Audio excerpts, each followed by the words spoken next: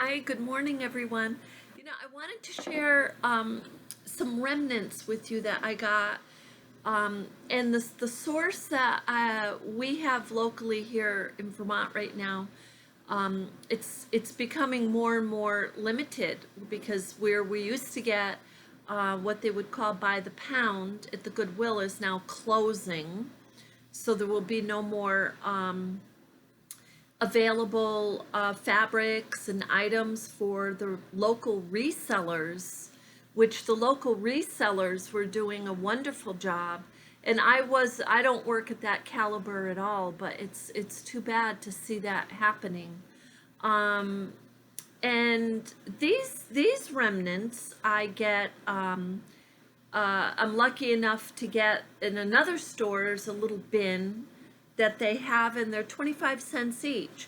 And the reason they're 25 cents each is, they're not cut evenly, or people were trying to put buttonholes in them and it didn't work, or they just have a few of a certain fabric, and or the colors, are limited.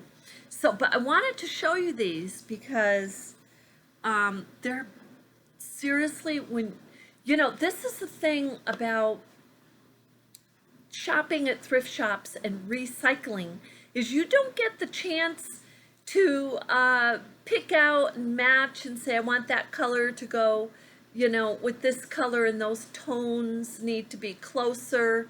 And you don't get a chance to do that. You really don't. But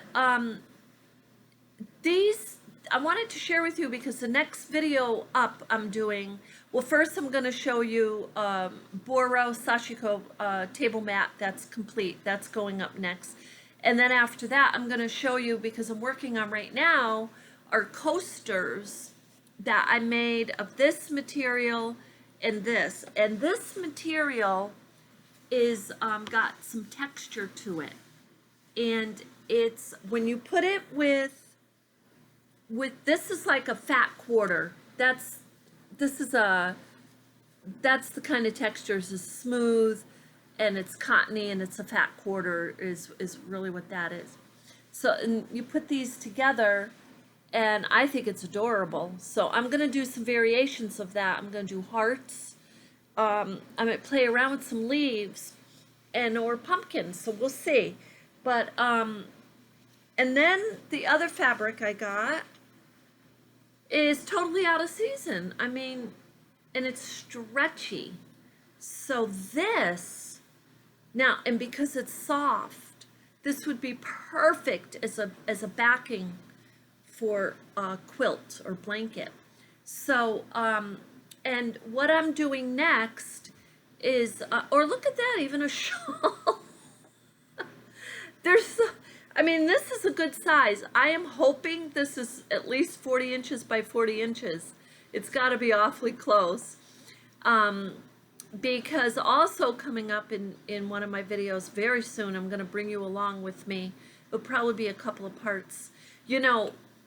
When I make a blanket or a quilt, whether I'm crocheting it or I'm stitching, Sashiko stitching, seriously takes me about a week, because I'm not working on it 24/7, right? So I work on it most of the day. That's my job. I work on it all day. And then then the next day. So, or if something comes up and I have to go on an errand or do something, that takes time out. So, but I try to focus completely on. But this would be perfect as a backing for a blanket. So, oh, and I will be giving you detail, but the blanket on one of the videos coming up is for charity. So, there's not a whole lot of time. There's between now and November 30th, but I'll be putting that up in a very few days, maybe today, because all these are going up today. So, the coasters will be going up today. The table mat is going up today. And it's that time of year to start crocheting hats. So as you know, my other videos during the winter, I love to wear hats. I lived up in the country just about all of my life, and the hat was just on all day long. So here, a little bit in this town, in being in a town, but I'll still open the window and let the air come in the morning and put my hat on so I get some nice cool air coming in. But we'll be crocheting. I will be picking stitches, you know, like a single crochet and half double crochet, because people liked. It seems like there's an audience for the crocheting, and if you're learning and you want to come along, then I can bring you along, and easily, and we can make a hat together. I like to switch out colors a lot, and so we'll be doing different variations of how to do that, because there's some very simplistic ways, a very simplistic way, just add your yarn, but then there's bringing the yarn through so you can make pictures. That takes a little time and it makes the hat thicker. It really does, but it's a beautiful way to make a hat, and we'll do something simple like, you know, make a heart probably, or something like that. So anyway, I wanted to share these with you because I just wanted to point out that when it seems like you're limited and you're out there shopping, if you're lucky enough to have a source, and right now, like I said, our sources are kicking down way low. So I will probably be taking things out of my storage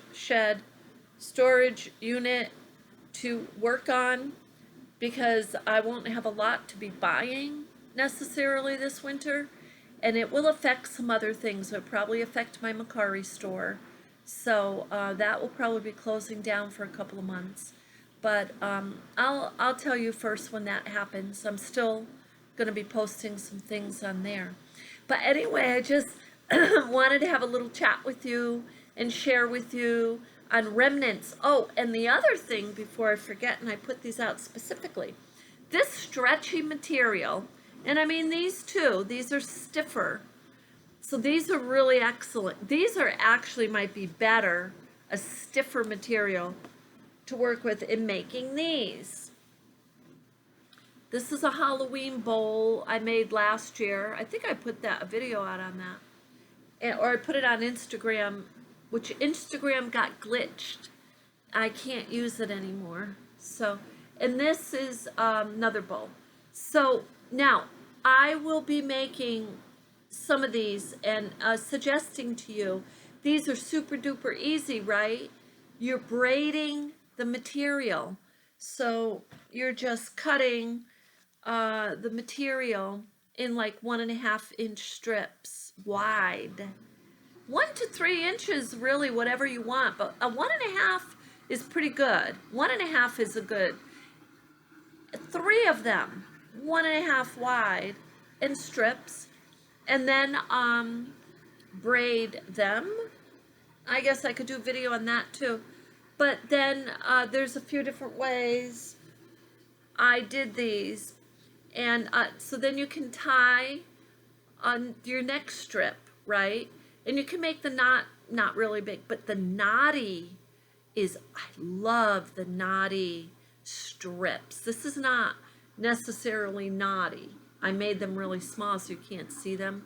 And this is kind of just sewed, big stitches sewed together, this one. This is too. And if I put it close, you can see, get that. You can see the stitches. I just sewed the top to the bottom, just going in the loops. That's all I did. I found that cumbersome though. But that's how you do it. That's how you get them together, really. And so, but anyway, that's braiding. So that's perfect. This is perfect material for that. I'd like to make a bowl out of this. and we'll see. There's other ways to do that too. So, you know, get your creativity hat on and get some remnants. And the other way you can get remnants is if you have your front porch forum or any of these forums, you can say, hey, I'll trade you some yarn for remnants. Or if you have any remnants you don't want, don't throw them out. Call me. You know, you can do that. That's what I'm going to start doing, because if the thrift shops can't stay open, you know, we'll find other ways. So people will be looking for other venues to get rid of their stuff. So, okay. Anyway, you have a beautiful day. Thank you.